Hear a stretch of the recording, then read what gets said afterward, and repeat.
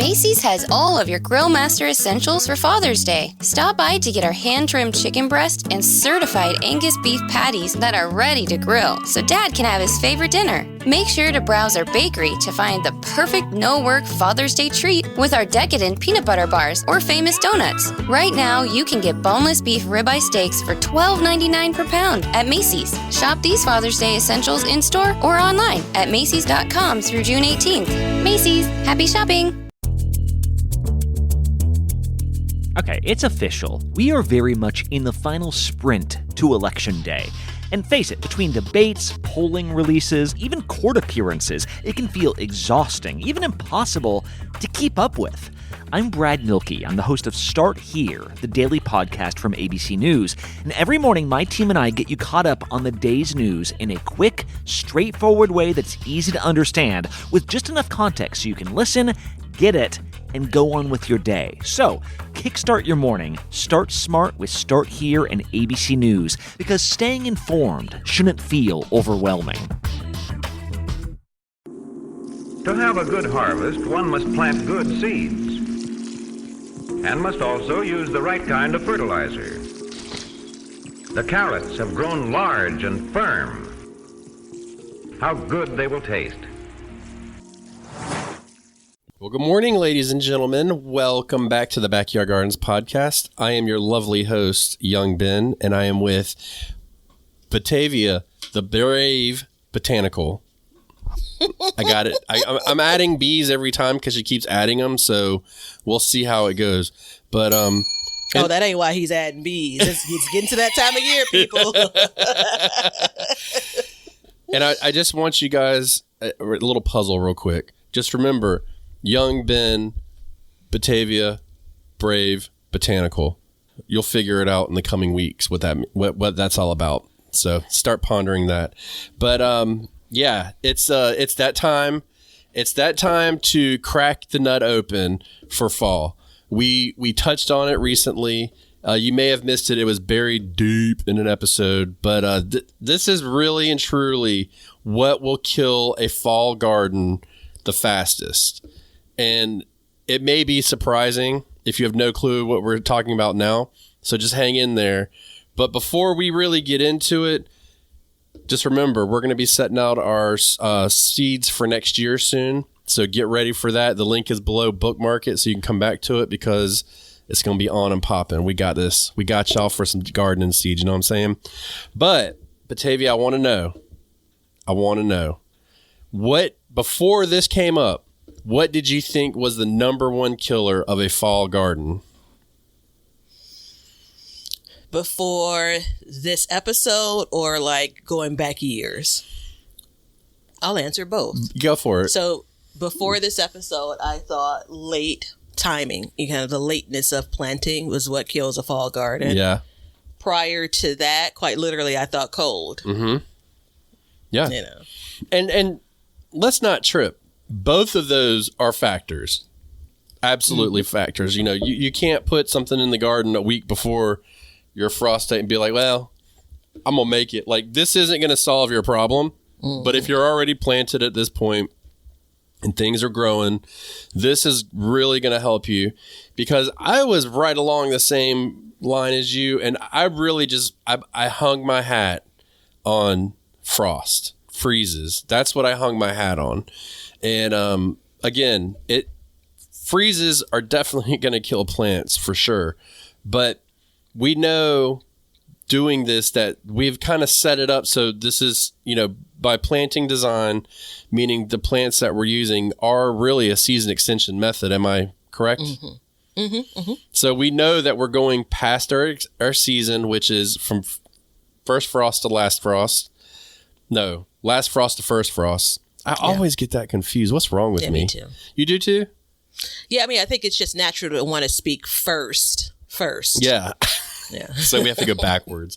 So that being said, and then we know that these plants will grow into your frost date, but now we want to keep them going longer.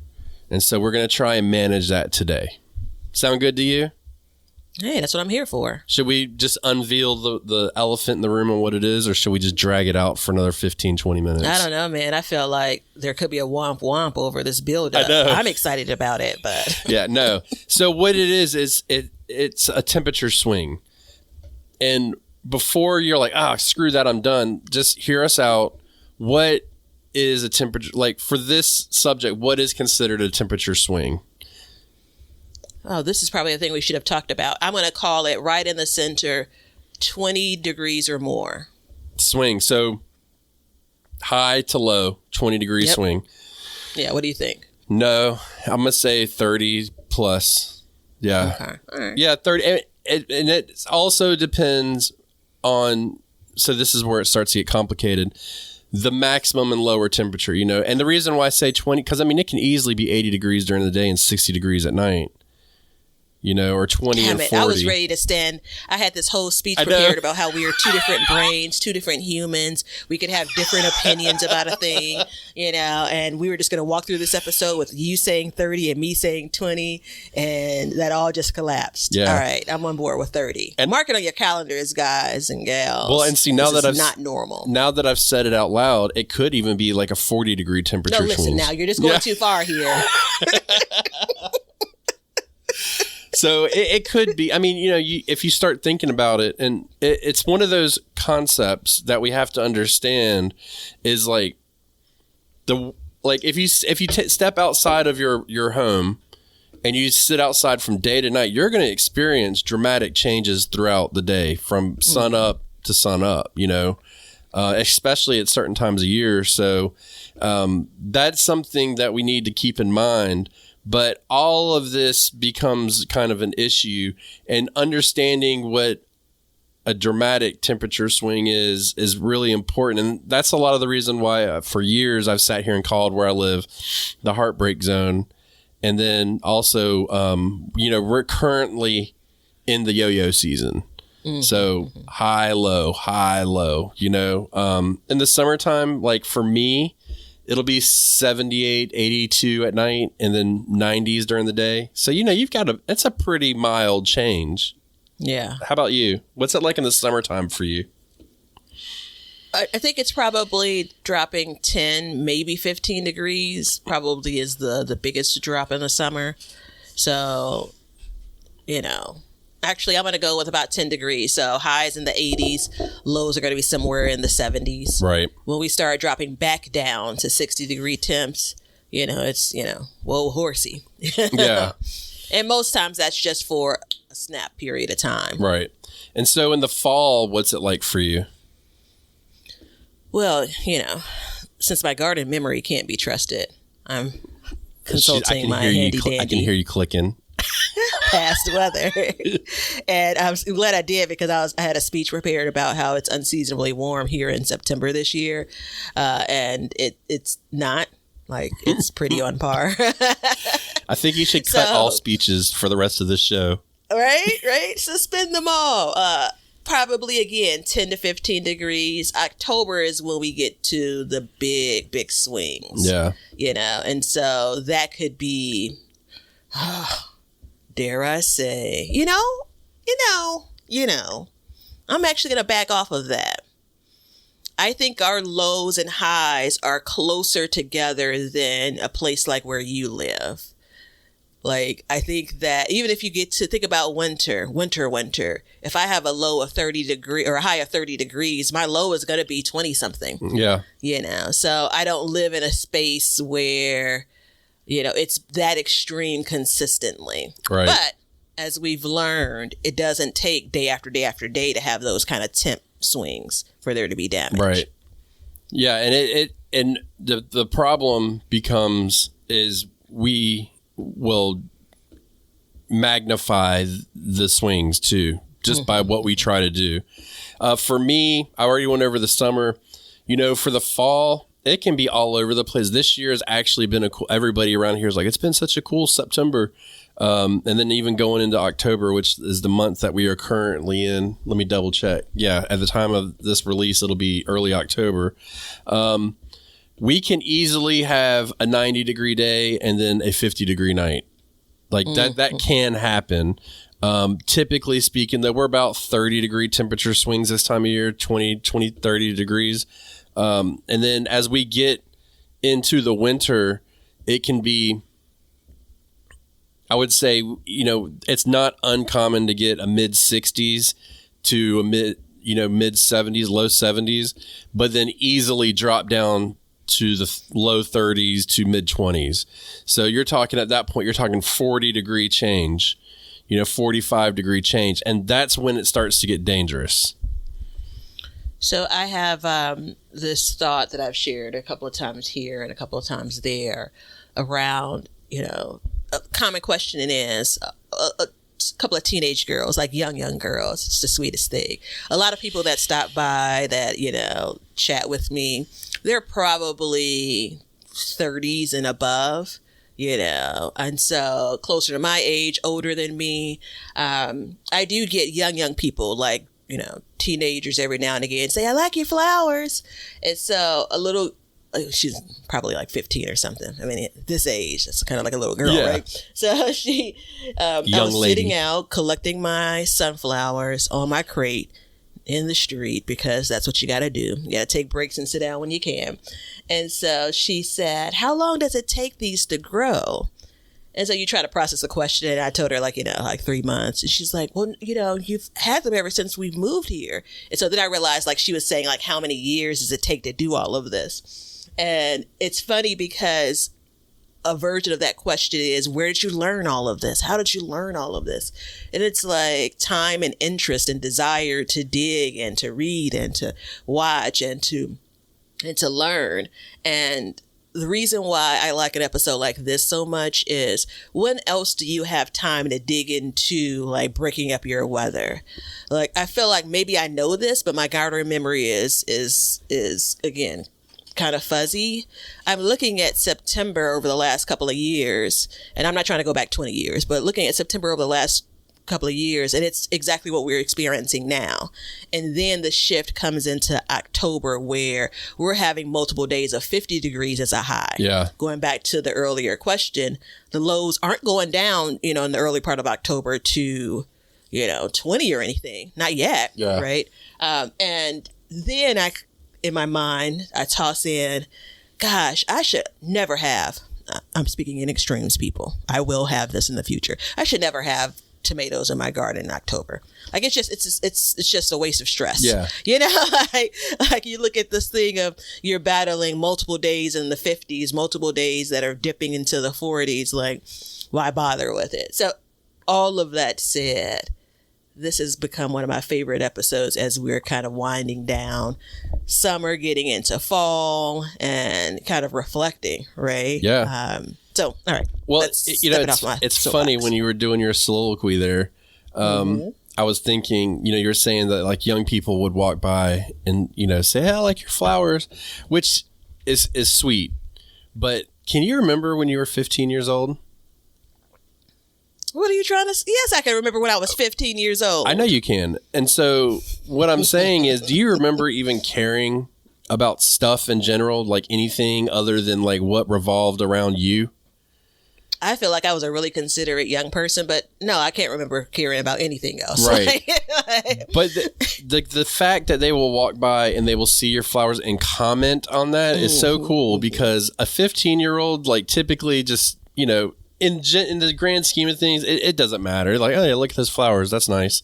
Yeah. But that they would actually speak to a stranger about it, stranger danger. And say like, hey, I like your flowers. There's something got to be weird about that lady that's always out there with the flowers. She's definitely a freak. Make sure you only talk to her during the daytime. Don't talk to her after dark. Yeah, well, I could vouch for that one, though. Don't ever call Batavia at night. You get a whole new Batavia. I had a girlfriend call me. She came over to get some basil yesterday, and she made this delicious pasta dish. And she called me literally, it was 7:00, and she's like, "Are you asleep?" And I said, "I mean, I had one eye closed, but I mean, what are you?" Of course, I was asleep. You would never admit it, though, right? That's like my friends asked me, they're like, what time do you go to bed? And I was like, bro, I'm in the bed like 9:30, 10 o'clock. I'm like, I keep farmer's hours, you know, like that's just the way it is. Yeah. But okay, let's get back on track. So when is it dangerous? So, you know, these high changes make it dangerous. And Batavia had sent me an article in the, I don't remember. Do you remember what episode we were doing? It may have been a patron episode.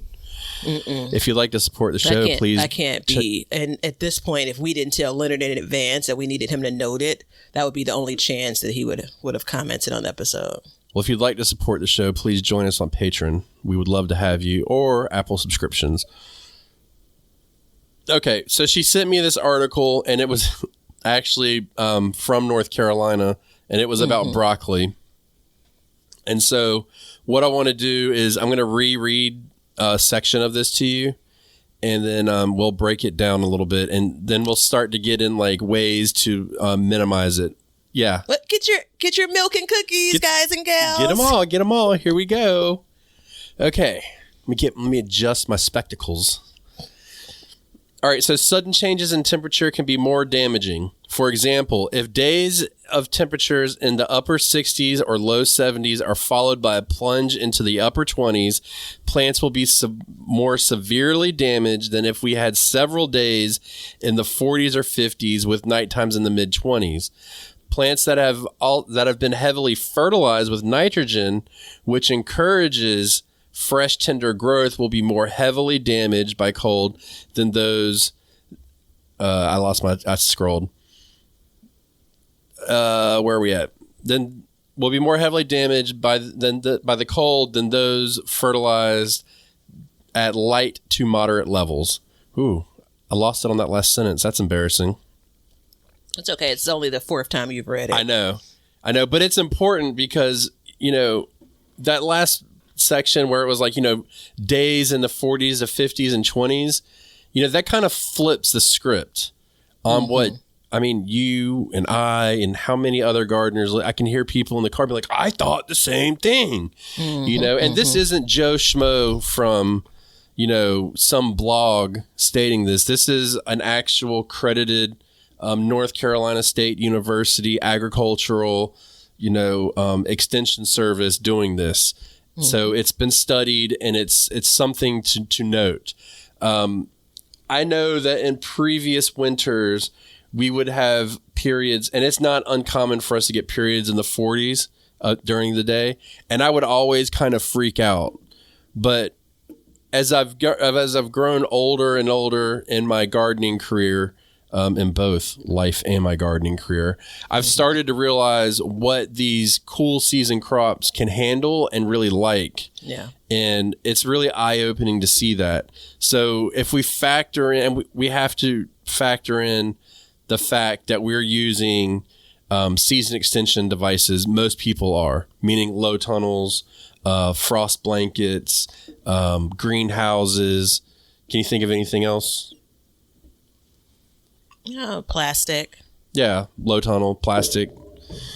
Yeah, so, you know, you do that, then you make it's even more extreme after that, right? When you started using a low tunnel, what was your mindset and how you thought the temperatures would work in that the first year you started using them? And I started using them to cover my beloved collards. Actually, there were some other things planted. So two versions of it. One was fully mature plants that I didn't necessarily understand how cold they could take it. And technically, they didn't need the cover when I initially applied it.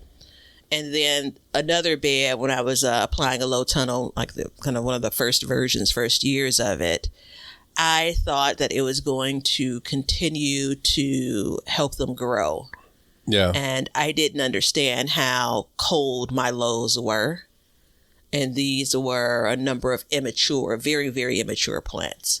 And so that really makes a difference. So did you kind of think that you could put like a small seedling in basically too late, and then the tunnel would help it go further, you know? Yeah, like it was going to continue to grow underneath the low tunnel. It was like things that were direct sowed, you know, not long ago. Probably had some true leaves. And I thought that, you know, in October, I put some plastic on it, because remember my average first frost is basically towards the end of October, very early November now. And so my thought was this thing was going to continue to grow. So not only did I not take into account temperature drops, which again, it's not a huge swing for me. I didn't take into account back then how little sun that area was getting. I didn't take into account the freeze thaw effect. So and then I just had plastic on for basically the next spring. Yeah. And what did you think the low temperatures would be like in that low tunnel at night? How much did you think before you started doing it? Did you think that it would be, how much higher did you think it would be at night? I don't know if I did a calculation of like, oh, it's going to be 35 and outside and now it's going to be 40 underneath. I just thought it would be enough. I thought it would be warmer. And I found out pretty quickly that plastic, it was still pretty cold underneath. Right. Yeah, like basically the same. Yeah. So, so that brings a question of why use a plastic, because I thought the same thing. I thought like, hey, I'll put plastic on it. And I was like you, I didn't really have a number. It wasn't for probably until the next year or year after. I was like, well, let me start to try and figure this out. Mm-hmm. And I started wondering, like, I just thought that if you put the plant in there, it would be warm. It didn't really matter. And then it was, I kind of looked at it like, you know what, this is a greenhouse. And I knew it wasn't a greenhouse. I knew there was differences, and I knew, you had to vent it and stuff like that. Mm-hmm. But I didn't understand how fast it can change in that low tunnel, and how low and how cold it can get. Now, there is a benefit to it. It keeps the frost off the plant. Like, we know that. Keeps the frost off the plants. There is, and I don't remember if I was aware of this, but there is definitely some protection from the winds. Yeah. That can be damaging. That's going to have an impact on it. It's going to be colder than whatever the air temperature is, right? So that is a benefit. Right. But it all depends on what's underneath there to begin with. Right. Exactly. I don't even know if I did a good job of mulching that area then. Yeah. Like, I didn't have all the pieces. It was very clear. Right. And there's one thing that we do talk about a lot on here, and it's like all these little steps will equal to make big change. Mm-hmm. But, if let's say we're in that temperature swing, let's keep it simple. And we say that we're in the 40s during the day and 20s at night, but we're putting our low tunnel on. So what does that look like? So if you put your low tunnel on and you just say, hey, it's going to be in the 20s tonight, I'm going to put it on. You leave it on and you don't take it off. What's the swing in that going to look like? I think once the sun, so I think overnight you're as cold as it is outside. Right. Right. I think in the later evening and more so the early morning when that sun hits it, I think that it does a job of warming things up. So you may gain a degree or two. Again, this isn't like tested. This is just me and my gut. So luckily for us, I tested it last year. Mm-hmm. When the sun hit, I can see on the graph, when the sun hit the low tunnel, it instantly jumped 5 degrees. Mm-hmm. Within minutes of the sun hitting it. It would warm it up and it would raise it up. So what we have to understand is, generally speaking, I know there's somebody listening to this and they're like, well, my low tunnels don't do that because they cover a 50-foot row.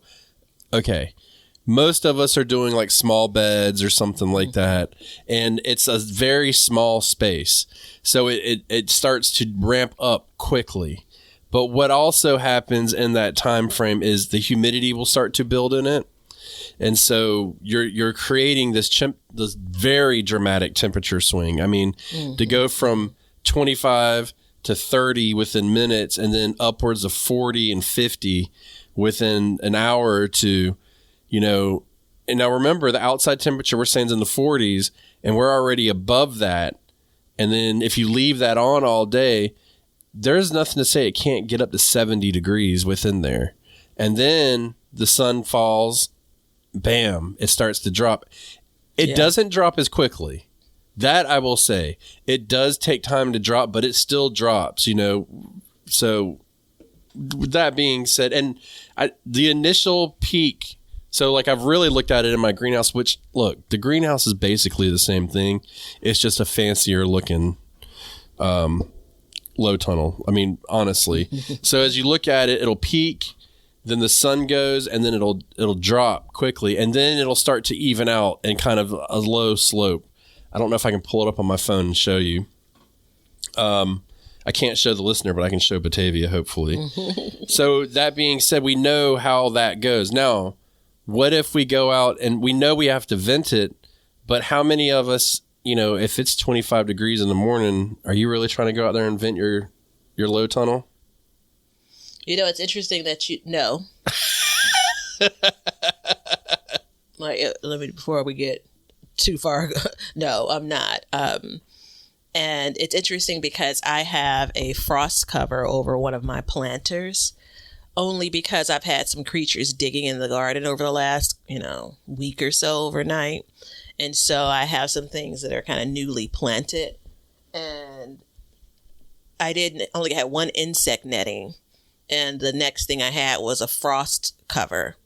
And so I'm sitting here saying, when I walked out before we started recording, I said, I'm going to harvest a couple of okra, and then I'm going to take the blankets off for frost covers off.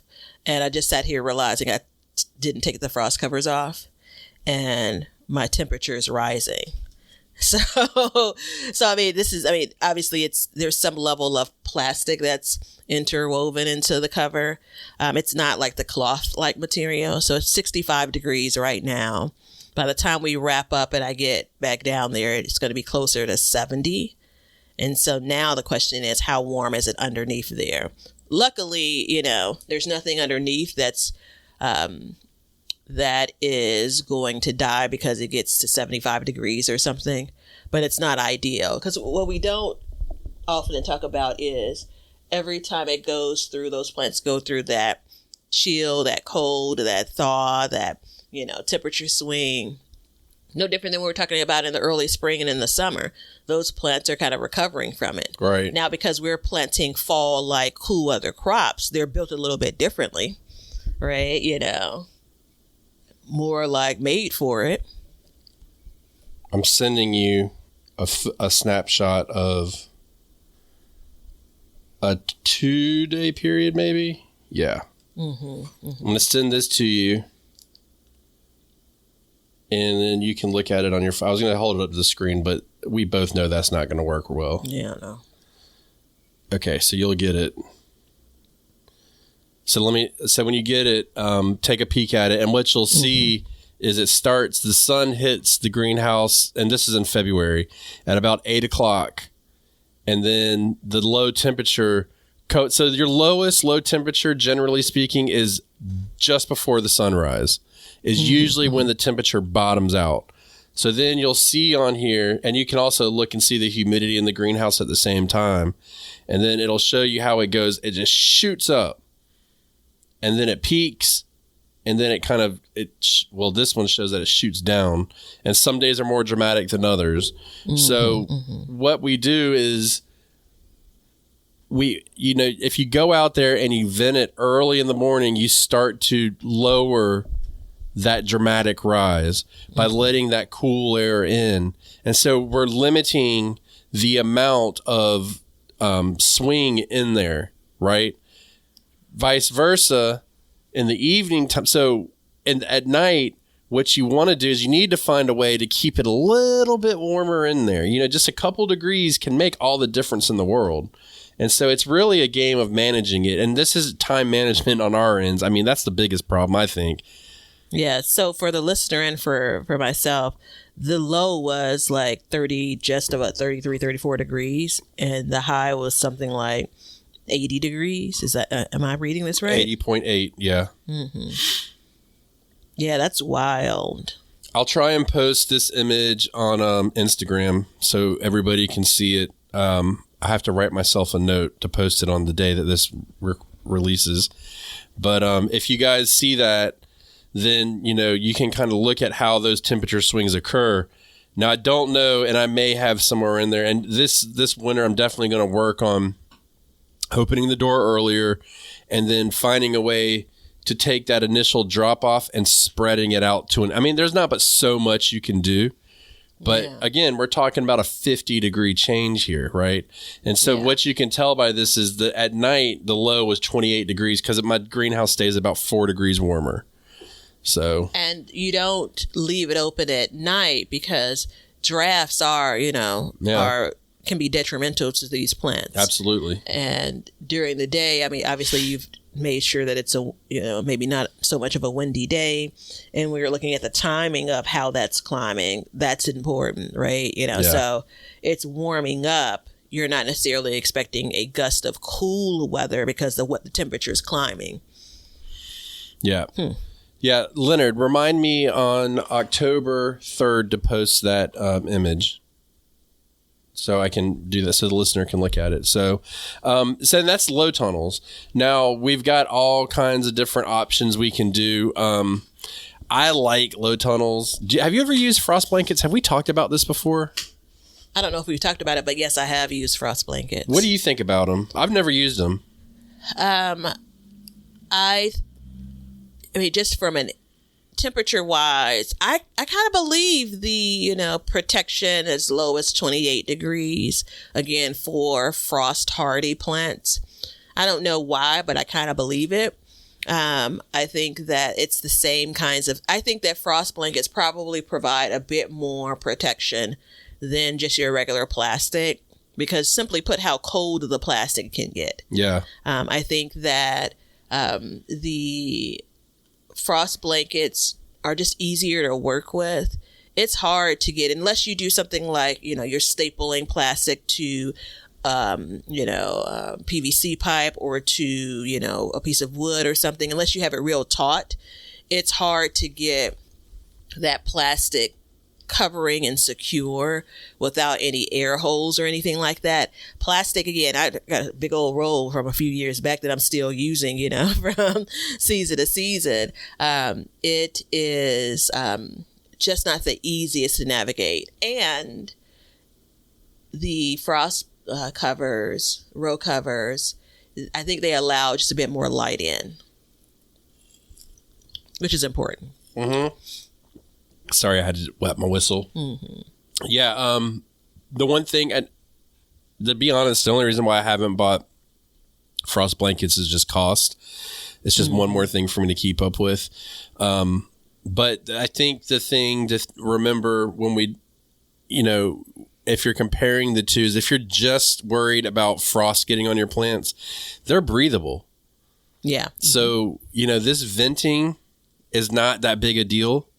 They're still able to get in. When you put that plastic on, it's dead air in there, boy. Mm-hmm. You get in that billy goat, you lay down and just cook yourself, So, there is that. And I feel if I had to zoom out and really analyze when to use a frost blanket, I would say if you're like planting something early that's frost sensitive and you're going to get a freak cold, or like something out of the ordinary, I think that's when you would use a frost blanket personally. I think for what we're talking about, we're really focusing in on like, real season extension. Like we got to keep this going, Yeah, I think frost blankets are more, they're obviously designed for this. Unless you're using greenhouse plastic, it's, you're just using regular plastic. It's not really designed to aid in the garden.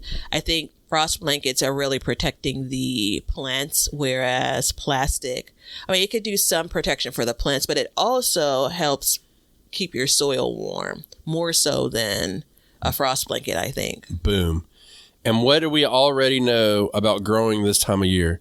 The recovery temperature is very, very important. Mm-hmm. And we're not just talking about temperature swings at this point. We're kind of veering a little bit. What we're talking about is that even though it can take a frost or a freeze and it thaws, that thawing process is really important because it allows the cells to loosen up. Mm-hmm. And then, that's what will kill a plant as well.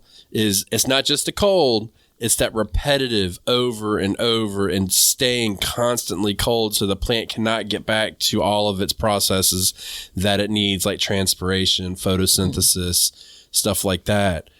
So when we put the plastic on top of the bed and we warm up around it, what we're doing is we're creating a space that these plants can recover.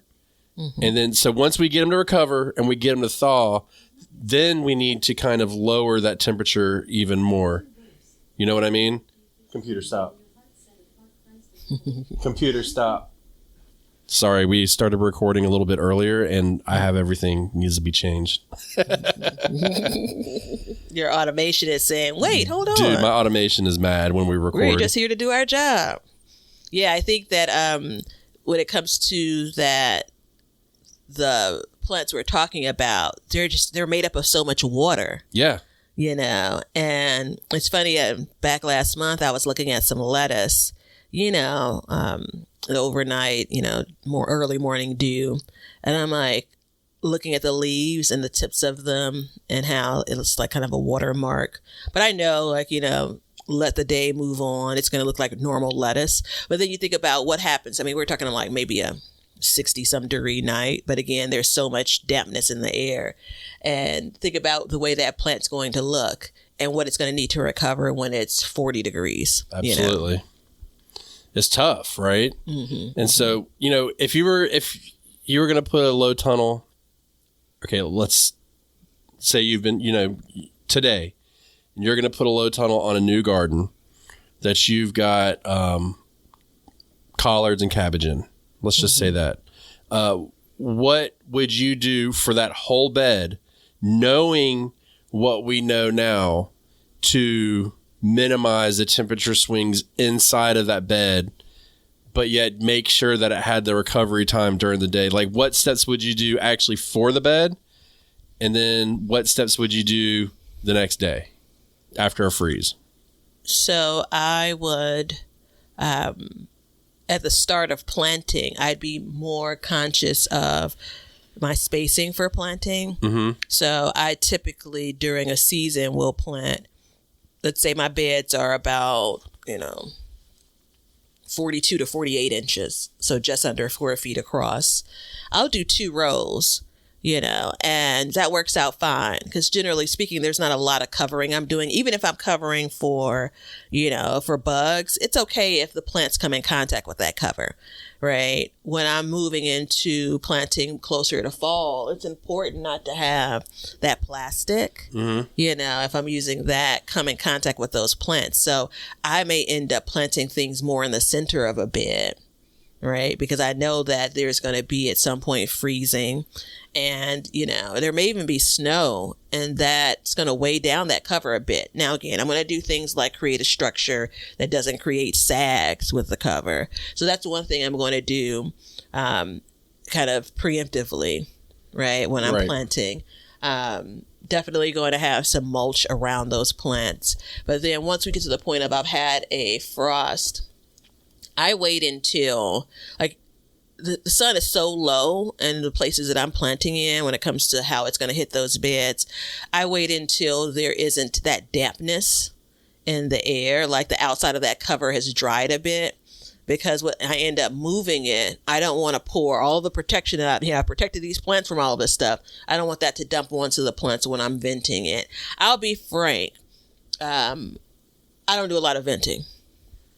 Well, I mean, for the garden. I was going to say, yes, you do. Yeah. I don't do a lot of venting. And I think last year I didn't cover anything at all, but the years prior, I would walk by and I'd see the condensation. I'd be like, oh, let me get it. Let me give this thing some air. Yeah. You know, like that was the signal for me. Because remember, again, there aren't huge swings. And because my lows are pretty low, these plants generally are okay. Even if it was to increase by 10 degrees, like because they're undercover, it's 10 degrees warmer with the sun. Generally speaking, they're okay. Well, and so that's real. I'm so glad you brought that up, because it's important that everything that you do, you tailor to your area. Mm-hmm. And, you know, I could not vent. Like, I have to. Mm-hmm. But I've grown in cold under a low tunnel like you have and are, and it was the same thing. I did not have to vent anything. I mean, dude, how many days do you get like clouds? You know, like cloudy days, and that temperature does not go up when it's cloudy. Yeah. It'll go up a little bit, but it is dramatically different. So it's really important to, like, if you're listening to this and you're like, well, what do I do? What do I do? You've got to figure it out for yourself. You've got to think about it, and you've got to make a decision. And it's a hard decision to make too, because you don't know what's right and what's wrong. But if you go by the data that we've presented and know that what you really need to be worried about is like minimizing that swing, and venting doesn't have to be opening it up all the way. It could be opening it up 5 inches and putting a brick under it. You know, you don't have to build some stupid contraption to hold it up. You could put a stick under it, you know?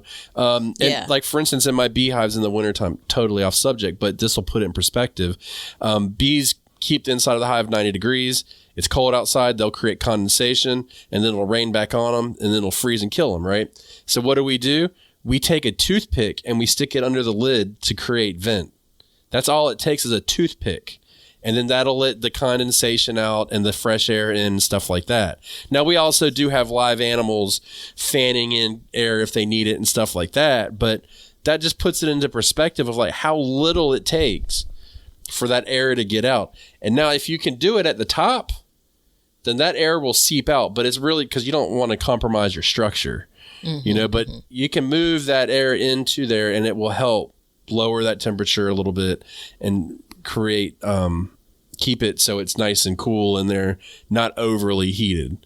I don't know when the timing of this, but because it's probably going to be like the 42-minute mark, I had to write down to come back to, because he tried to slip a whole lesson in about bees, and it was like I was on double speed or something.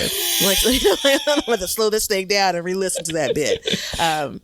For cold frames, which I've not officially, the cold frames with like, you know, a glass top or something, or like, I've not had, but I've seen and believe in the idea of like venting it with a brick or a stick. For the low tunnels that I've used, because I use spring clamps, you get them in your hardware store almost exclusively when it comes to like my coverings. It's super easy to take even just a couple of the spots and clamp the plastic, the row covers, whatever you're using, to that PVC pipe. Right, you know, to whatever the structure is that's holding up that cover, and that gives just enough air to get in there if you're focused on venting. That's my 2 cents. Yeah, and if you lift up both sides, and that air is just going to go straight through, and that can help, you know, do it dramatically. So the question is, to me, if I had to go to work at, you know, leave the house at 7:00 in the morning and I needed to vent it and it was 25 degrees outside, should I go ahead and vent it every morning? You know, that's the question I would be asking. And my answer to you would be yes. At bare minimum, crack it, let the air in. You're going to be fine. We have to be very realistic about this time of year because, you know, Batavia brought up snow being on top of her low tunnel. It doesn't mean that she's got 8 feet of snow and she's cleared a space for it to grow. That's not what we're talking about here. We're talking about, I got a couple inches and, you know, that snow will end up melting and come back. That's the time of year we're talking about for you. For me, we're talking straight through the winter.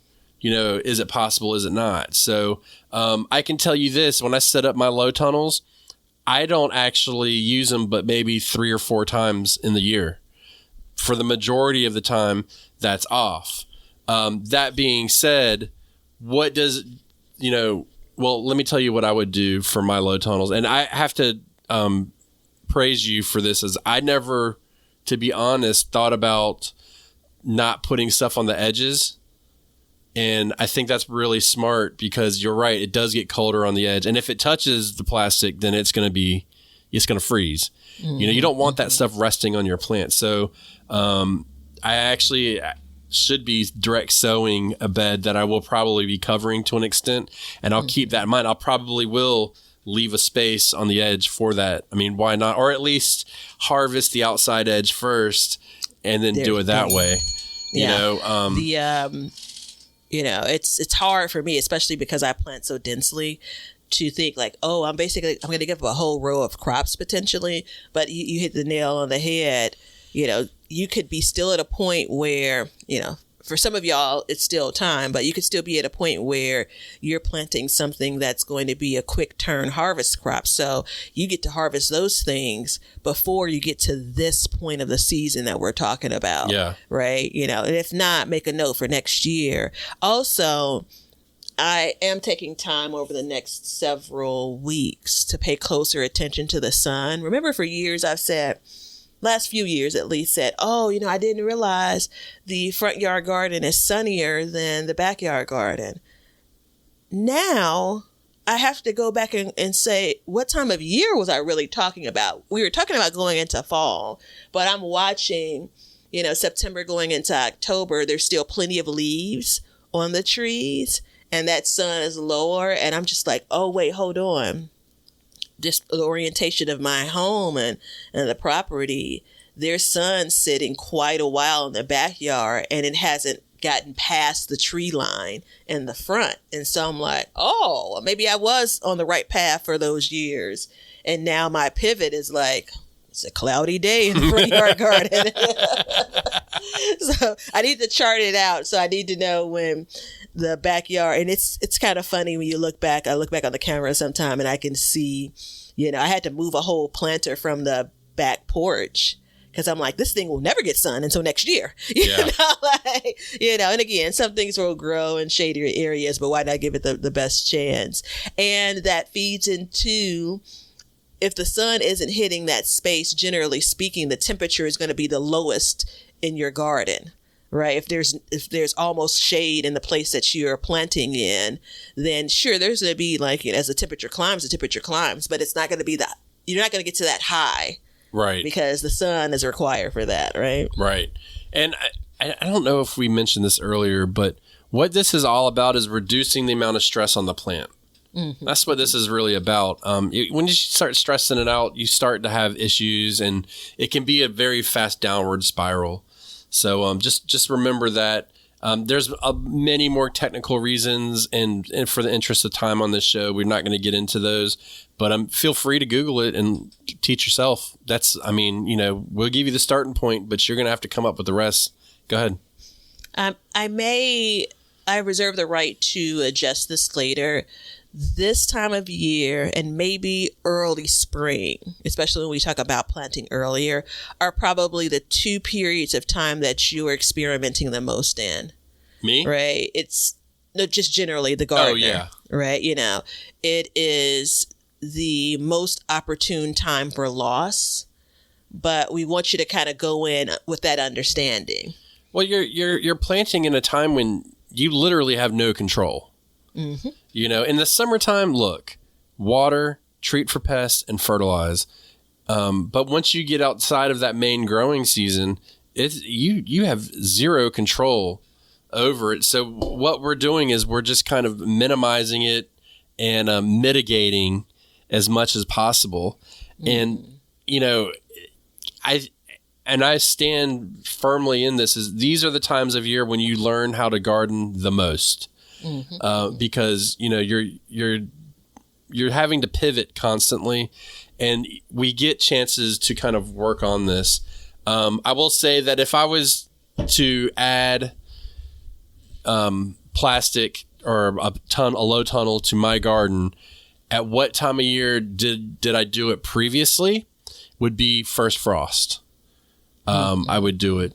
Now, my weather is a little bit weird. We can be 50 degrees one night, and then the first frost could be the next night and be, 30 degrees. But I will say this, I would start probably about a week to 2 weeks before my first frost, start playing around with adding the plastic on top to keep that temperature a little bit warmer. And that would speed up the growth a little bit.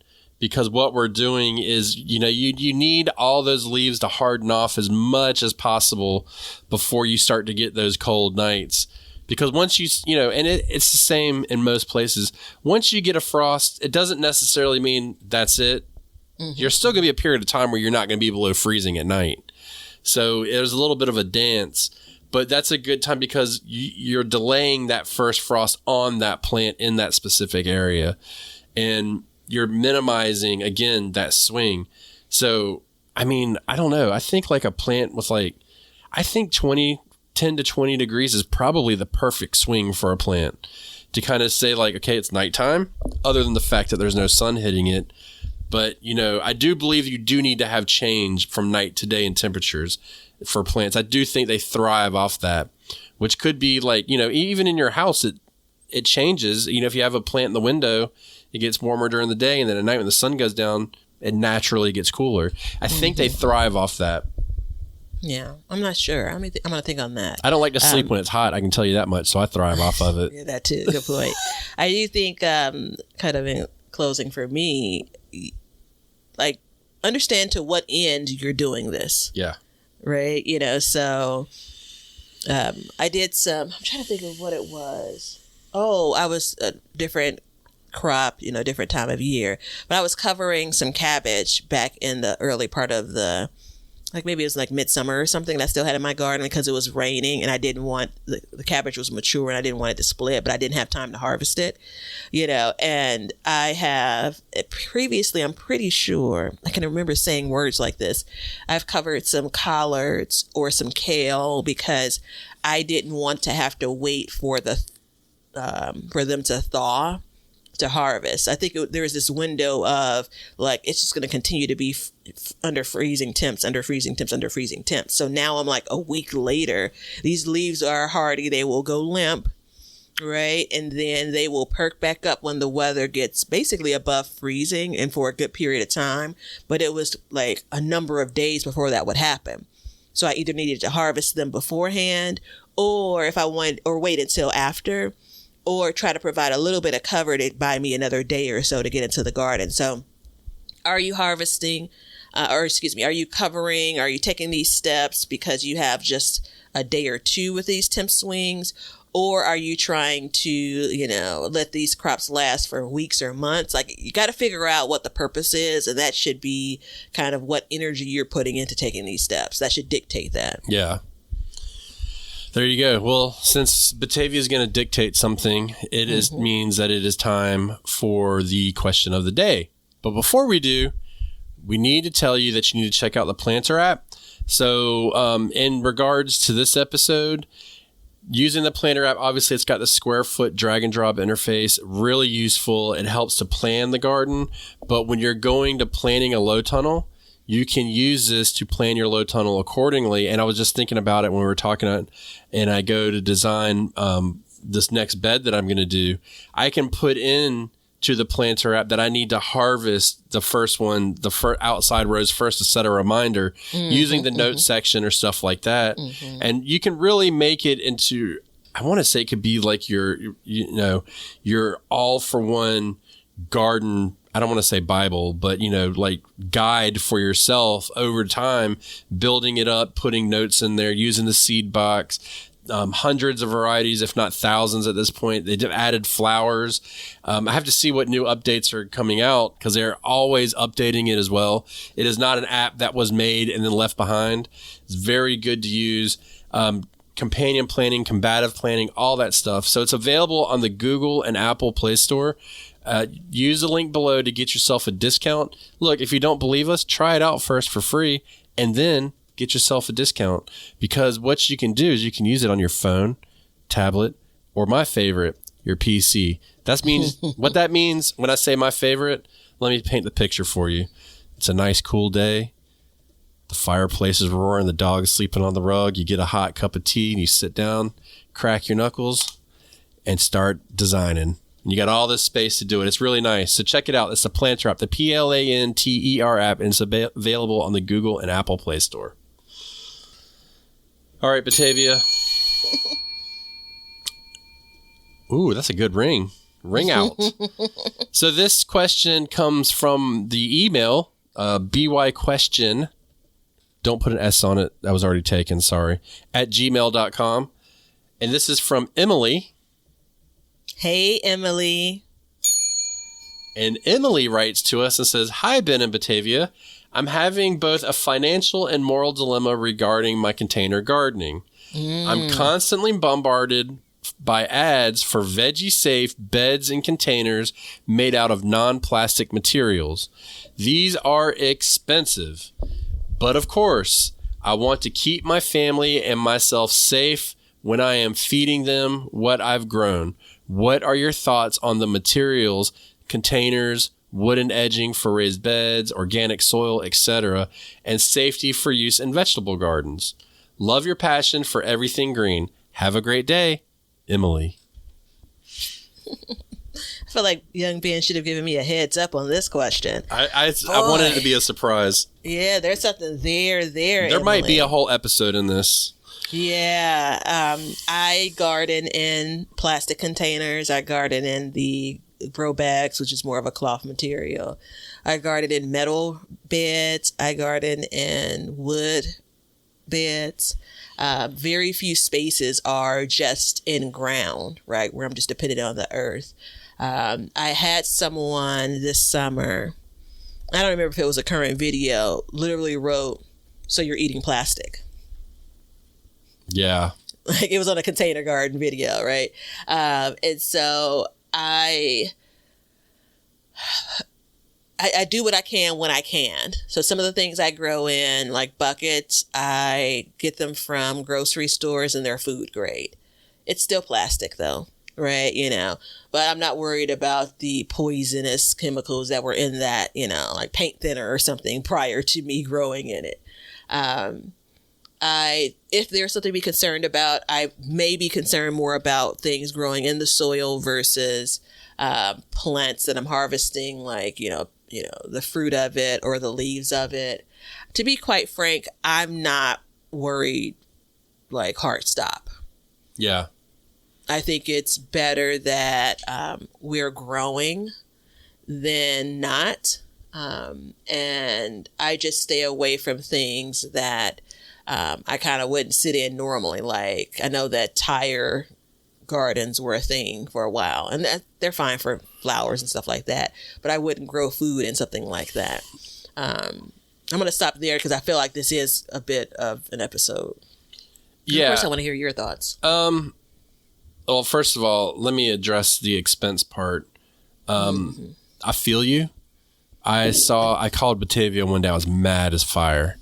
And I said, somebody really popular had one of those garden beds, and he was like, they said, I made this garden bed, and you guys can come to my website and buy it. And this one has everything on it. And I went and looked at it, and a 4x8 bed was like $500 or $700. I think it was like $600. Yeah. Yeah. It was in between. Either way, it was like, holy crap, this is ridiculous. So I understand that completely. And what I grow in treated wood. That's what I use. Because what I did is I went and I looked, and it said back in 2000 and I want to say 2003-ish, there was treated wood was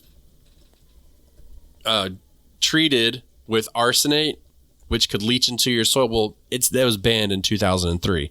Mm-hmm. So, and the other aspect of it is the harmful chemicals that can come out of it will leach out of it upon soil contact really fast.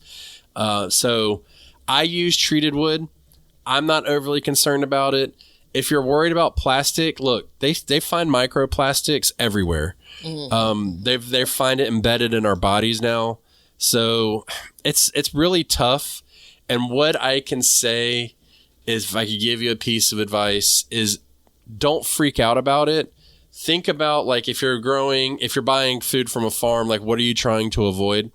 I think it's really hard to be absolutely perfect unless you do an in-ground bed. I think that's the way to do it. But otherwise, wood's fine.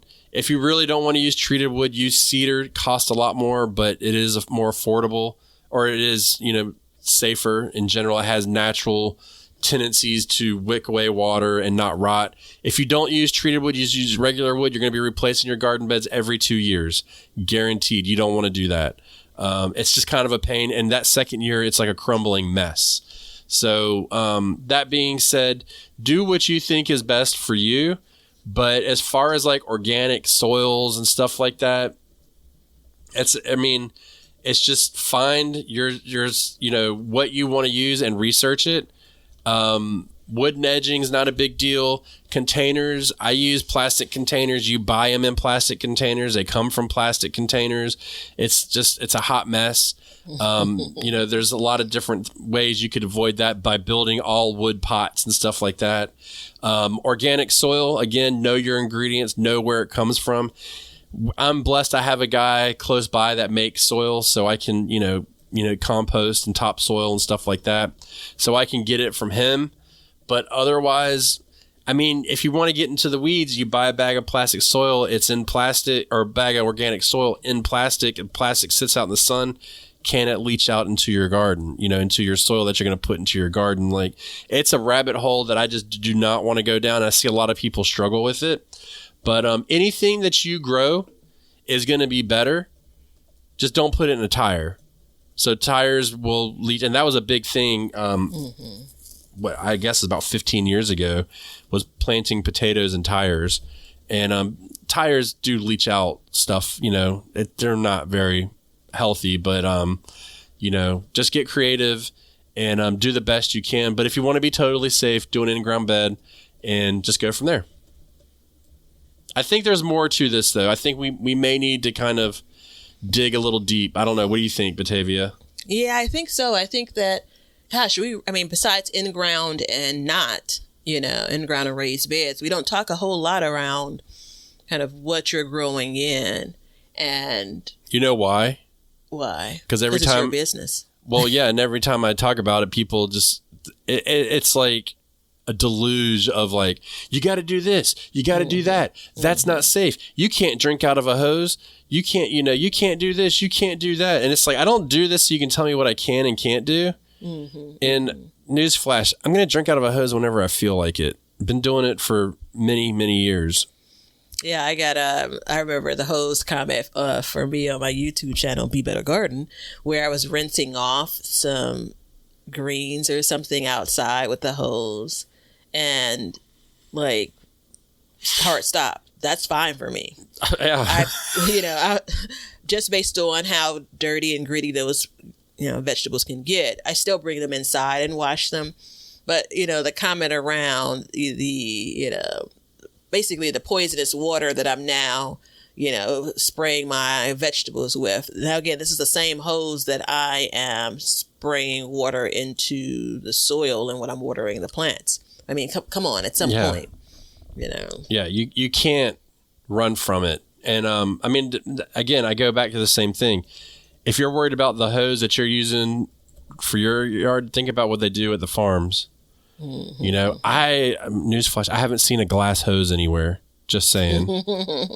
So, all of our water comes through plastic pipes, everything like that. What I would say is I would not just grab any plastic container and grow in it. There are like UV protectant, like your nursery pots and stuff like that. There are pots that will take much longer to break down in the sun. You ever buy like a cheap pot from a big box store to plant something in, and then like the next year it's like crumbling? That's not something I would grow in ever. And there is something to be said about 5-gallon buckets too. I don't know how safe they are. And that's a very popular container garden. Yeah, very popular. I probably lose one bucket a year. So I'm generally growing in like maybe 8 to 10 buckets each year. And every year I'm replacing one because of, the cracking and the breakdown of the plastic. Because again, these buckets aren't designed for UV protection, which is something to consider in anything that you're gardening in that's non-gardening specific. And it's even something to consider when you're gardening in something that someone's labeled for your garden. Yeah. So on that note, we're going to come back with MSDA sheets, safety data sheets, and we're just going to go deep into the chemical structures of everything. So y'all be prepared for that. I would never let him do that. It's going to be deep. No, we're going to do it. Trust me. Leonard wants it, so that means it's going to happen. Not, but we'll try and figure something. I think there is more to this at some point. It's very polarizing, though. I will say that. Yeah. And I'm probably right there because I grow out of treated wood and I have no problems with it, and I don't care. So there is that. But if you want to support the show, please check us out and buy some seeds, become a subscriber, all that stuff. If you want a t-shirt, there's that down there too. Go for it. Please help support the show. Keep us on the road longer, because we love talking to you about gardening. And until next time, we're going to continue to learn to grow and grow for change. See ya.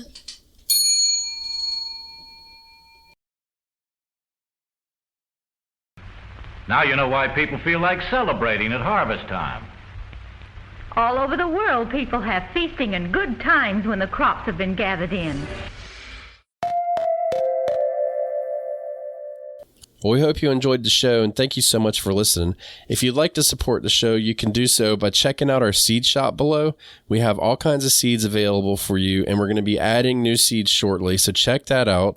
Get yourself some seeds. It's free shipping, over $35 orders. So go ahead, get a full garden. What are you waiting for? Order your seeds and stock up. Or you can become a subscriber. You can either be an Apple subscriber or a patron, and that will help support the show. You'll get one free episode every month, an extra episode, that is. So we definitely would love to see you over there and become part of our crew. Join the Backyard Gardens community garden in Facebook. That's free. Go ahead, join that, and join the community where all the listeners get together and they can help each other out with their trials and tribulations and just show off their gardens. There's not a better way to do it. And if you're curious about what's going on in our gardens, you can check out our individual YouTube channels. So I'm at Sandy Bottom Homestead, and Batavia is at Be Better Garden. You can check that out and see how each of us are growing and what we talk about on those, because a lot of times we will coincide with the podcast and help add information in that maybe we didn't get out in the show, or we feel that's pertinent at a certain time of year. So check that out and enjoy seeing our gardens and what we do in them. And we have an Amazon store which has all the products that we use and recommend in our gardens, and it helps support our show. And we also add to this list periodically, so be sure to check it out periodically to see if there's anything that you need for your garden. Everything that you do, including a like and a subscribe and even a review, will help us learn to grow and grow for change. See ya.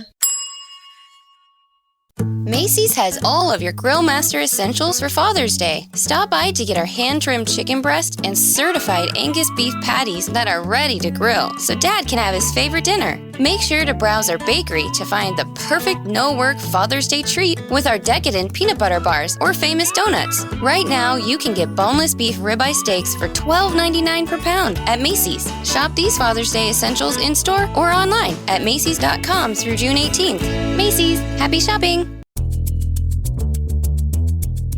Okay, it's official. We are very much in the final sprint to Election Day. And face it, between debates, polling releases, even court appearances, it can feel exhausting, even impossible to keep up with. I'm Brad Mielke. I'm the host of Start Here, the daily podcast from ABC News. And every morning, my team and I get you caught up on the day's news in a quick, straightforward way that's easy to understand, with just enough context so you can listen, get it, and go on with your day. So, kickstart your morning. Start smart with Start Here and ABC News, because staying informed shouldn't feel overwhelming.